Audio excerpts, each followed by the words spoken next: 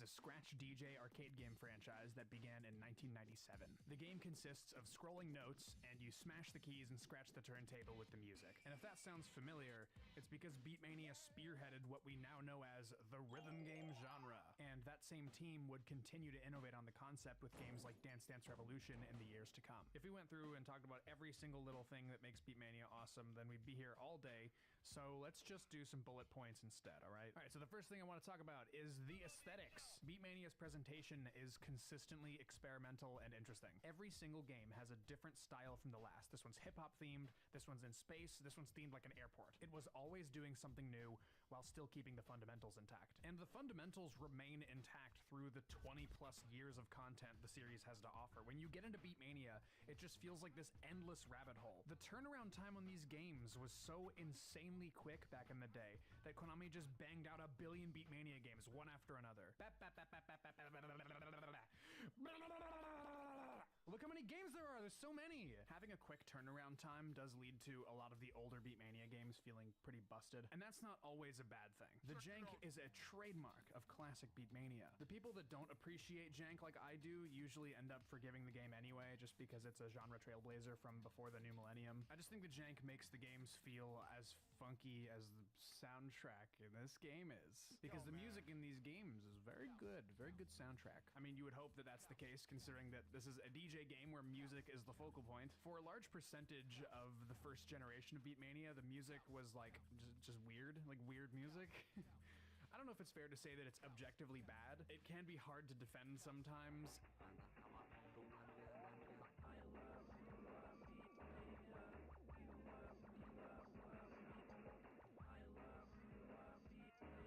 It didn't take them too long to figure their stuff out and like set a standard, and it was pretty consistently good after that point. Okay, moving on, we're gonna talk about the control scheme. The control scheme is so cool. Like, the turntable is such a brilliant piece of engineering. I'm gonna do an IGN here and say that Beatmania really makes you feel like a DJ. The biggest thing that contributes to that feeling is that the game is key sounded, and that means when you press the key, it emits the sound. So if your timing is off or you press the wrong key or something, then it makes the song sound weird.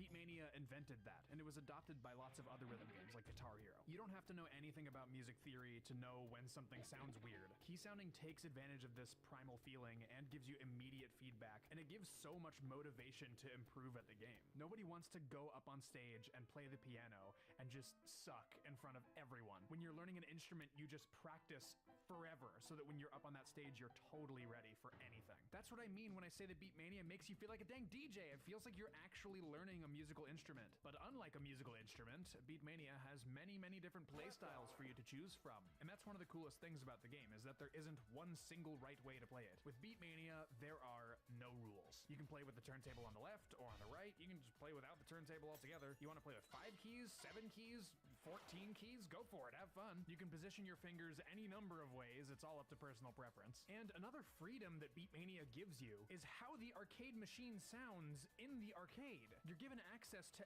analog EQ sliders so you can tune exactly how you want the arcade machine to sound in the arcade. How many arcade games do you know that do that? There's only one that comes to mind for me, and it's Beat-frickin-mania. All of these reasons, and I'm sure many more, are why Beatmania is the flagship rhythm game in Japan. In the late 90s when it came out, it was stupid popular in Japan, like Pac-Man levels of popular. And it's been riding off of that residual success ever since. It remains at the top of the charts. Beatmania is the grandfather of all rhythm games, but despite how important and influential the game is, most people outside of Japan have never even heard of it. And that's because sans a few experimental worldwide releases, Beatmania has always been Japan exclusive. And as a result, people outside of Japan have to jump through a ton of hoops to experience the game. Your first option should be to find out if you have a Beatmania arcade cab near you. Xenius iVanisher's arcade locator is a very valuable tool. If you do have one near you, then congrats. My nearest Beatmania cab is like an hour-and-a-half drive. It is quite the investment to go there. I know an hour and a half is not much compared to people that are like, well, my nearest Beatmania is an entire country away. We can all agree that playing the video game at home is very convenient. My #1 recommendation option for playing Beatmania at home is to acquire a PlayStation 2. Now, specifically a PlayStation 2 for a few reasons. First off, it can play PS1 games as well as PS2 games, and across those two libraries you have a lot of Beatmania games to choose from. Usually Japanese games wouldn't work on consoles that aren't from Japan, but a PlayStation 2 can easily be soft-modded to permanently region unlock the console using Mechapone. So it'll load any disc you put into it, regardless of where it's from, regardless of if it's a backup or not. It'll load anything, which is very convenient. And that convenience is very much appreciated, although it is overshadowed by Konami's ultimate inconvenience, that is append discs. Now, the way that append works is that there's a whole collection of Beatmania append games in which if you put them into the PlayStation, they won't start. Now, what they want you to do is they want you to load in your key disc like this, boop, close the lid, boot up your game, and then in the game's menu, you hit the change disc button, and then you can open it up, take your disc out, put your append disc in, and then close that, boot that up, and only then will the append game work. Apparently the reason they did it was due to some legal kerfuffle with Sony where they were only allowed to release a certain number of games per year, but they could only do it if it counted as an extension of a game they already released, so they started making appends. I don't know if that's true, it's just a plausible rumor that I've heard. Luckily, the PlayStation 2 Beatmania games were a lot easier. There was no append crap. You could just put the disc in and play the game. Thank God. If you want to play Beatmania on PlayStation, there are a ton of controller options available to you. Here are the ones that I have. This right here is the ASCII Beatmania controller, released in 1998. It is by far the most common controller you'll see for sale. The buttons aren't very good. You have to press exactly in the center of each button in order to get it to actuate. If you're too high or too low, the button will just tilt instead of actually pressing. Their turntable doesn't have much texture to it, which can make it quite difficult to grip with your fingers when you try to turn it. Depending on what condition it's in, the turntable can also build up quite a bit of resistance, making it even more difficult to spin. I mean, aesthetically though, I think it's a very pretty controller. It's got some nice decals, you know, it's not too large, and the pricing for these things is unbeatable. About $3 to $5 before shipping. Not $35. $3 to $5 before shipping. And that is why I have so many of these. You know, this one's new in box.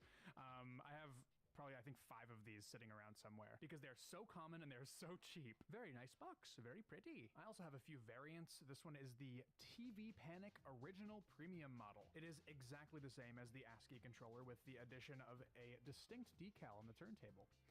This unit was never actually labeled for sale. It was used as a kiosk demo for a Japanese game store called TV Panic, which advertised the Beatmania PlayStation game in 1998. I asked around in the Beatmania 5-key community and nobody had ever seen anything like it. I am convinced that it is one of a kind. I scored this thing for $8, and I am very proud to own it. It's a piece of history. It's got a cool story behind it.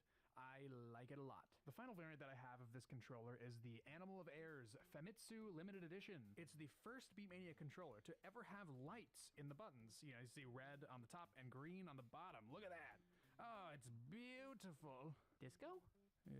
Disco? Os ondib el puk bit nos en los nom gambio malco. I've asked a bunch of people. Apparently the gibberish on the front is just gibberish. The story behind this thing is that if you bought a specific issue of Famitsu Wave magazine in the late 90s, you could send away for this controller. People can't seem to agree on the number of how limited edition it is, but I've heard that there are only 1,500 to 2,000 in existence, which I don't know if I believe. I see these pop up for sale all the time for relatively cheap. If it was that low of a number, I feel like I would see far less of them than I do. I got this thing for roughly $20, and considering the condition it's in, it was well worth the price. Next up, we have the DJ Man. Now this controller is transparent plastic. It doesn't really work too well on the green screen. The chroma key, it kind of messes it up, so I'm just going to turn off the green screen for now. I'll turn it back on in the next segment. Show all your DJ skill now! Play with your hands and whole body. Let's cool now! You'll immediately notice that the buttons are modeled after actual piano keys. Every single key is lit in a weirdly pressure-sensitive way. Like, look at this. Look at that. What the heck is going on there? It also has a stereo composite pass-through, so you can plug your PlayStation's audio into it, and the turntable lights will glow based on the amplitude of the audio. That's pretty cool. I was actually getting it to happen just by touching it, just I guess because the noise of the cables is doing that. So that's kind of cool. Yeah, look at it. It's doing the thing. I plugged it into the PlayStation. Now it's doing it. But that is not the only gimmick it has to offer. It has a 3.5mm jack on the bottom. If you shove your headphones in there, it's not going to do anything, because that ain't for your headphones. That's for the rumble wrist sets. That jack is for a peripheral that you strap to each of your wrists, and it rumbles to the rhythm of whatever song you're playing. And as far as I know, every Beatmania PlayStation game supports them. I can't even find a photo of the rumble wrist sets, so here's something that's pretty close. The only evidence that I could find of these things existing is from a written description on a Beatmania fan's website from 1999. Kind of a stupid gimmick. I would much rather it just have a headphone pass-through, kind of like what the DJ Station Pro has. Some poor sap paid 7,800 yen for this thing. I did not pay anywhere near that much. 7,800 yen is not retail price. As far as I know, this thing retailed for 10,000 yen, which equals to around 100 bucks. This person paid like 78 bucks. I paid $16 for this in box with a copy of the game, which is absolutely sinful considering how good this controller is. So here it is right here. Here's the boy himself. This is the best Beatmania 5-key controller for PlayStation by a long shot. I absolutely love this thing. It has this gorgeous silvery plastic finish with the glossy decal on the top. This is the professional edition.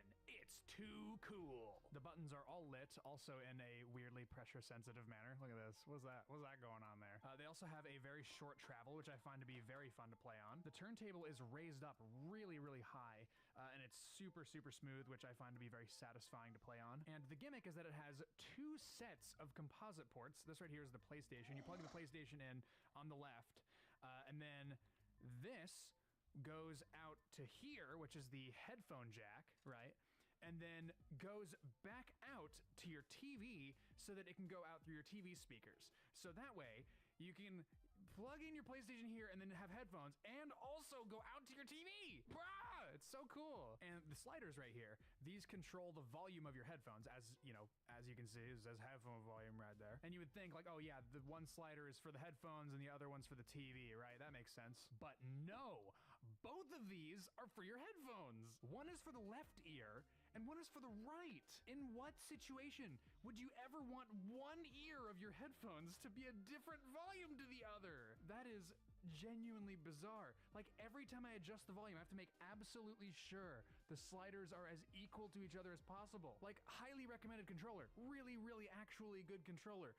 Why are the sliders like that? Make this one for the headphones and this one for the TV. Don't make it each ear individual. Oh, I'm thinking of having my right ear be louder than the left one today. I love you, DJ Station Pro. You're so good. And next up we have this thing. Wait, no, this is for a different game. Never mind. Next up we have what's known as the 2DX USKOC, and that stands for United States Konami Official Controller. It originally shipped with the United States Beatmania 2006 release, which I have right here. This was my first ever Beatmania controller, and I paid $130 for it. That is way too much, but I had no idea what a good price would have been at the time. Buying it was my gateway into the Beatmania community, where I would later find out that you can easily find these for as low as 30 to 40 bucks. I paid quadruple that because I just didn't know any better, but all things considered, it's not that bad of a controller. And it has this pretty cool thing where you can pop this entire panel out. You take this little thing out right here, take it out, get out of there. Oh man, it's really in there. Oh man, I don't have fingernails. I can't get it out. Screwdriver to the rescue, boink, yeah. You flip it around and you shove it right back in there. Flip the whole thing over, and now your turntable is on the right. Always good to have inclusivity for southpaws or people that just prefer it this way. I think it's pretty neat. Next up we have the Beatmania Da controller, which has a lot more buttons than you'd expect, way more than the average Beatmania controller. So let's take a look at it. Yep, there it is. All these buttons, and they couldn't put a turntable on it. And of course it only works with one game. Like, okay, thanks Konami. Get it out of here. And now I will carefully put everything back in the box. This controller cost me $45,000. So that's all of the retro controllers that I have, but there are a few more goodies that I imported that I wanted to show you. This is the Beatmania Pocket 1. It's a cute little LCD game from 1998. I paid about 42 bucks for it, but I was fine with paying that because this was sealed when I got it. This is all the original packaging. I don't know why, but I really like little old LCD gadgets. Something about them is really charming to me. I've also got its big brother here, the Beatmania Pocket 2. This one I got loose. It doesn't have any of the original packaging, but I paid a lot less for it as a result. This was like maybe 25 bucks. They also had another way to play these games portably, which was Beatmania GB. Konami was all about making weird Game Boy versions of their rhythm games. I'm just gonna move these fellas out of the way real quick. There we go. This one doesn't have a plastic clip-on little controller. You actually have to use the buttons on it. For the 5 keys, it's, you know, left, up, right, B, only A, and start is to scratch. These had a very specific market in mind when they were created, one that doesn't really exist now. You can emulate the big boy Beatmania games on pretty much anything nowadays. So if you wanted to play Beatmania 5-key portably back in like 1998 through 1999, I mean, you got some good options for doing so. These are pretty cool. I'm actually pretty impressed at how cheap I was able to get this game. I got this for $5.84, and that was sealed. Like, this was in box. I opened this for the first time. Next up, I've got books galore. I've got the Beatmania Press Mix, as well as the Beatmania Second Mix official guide for the PlayStation game.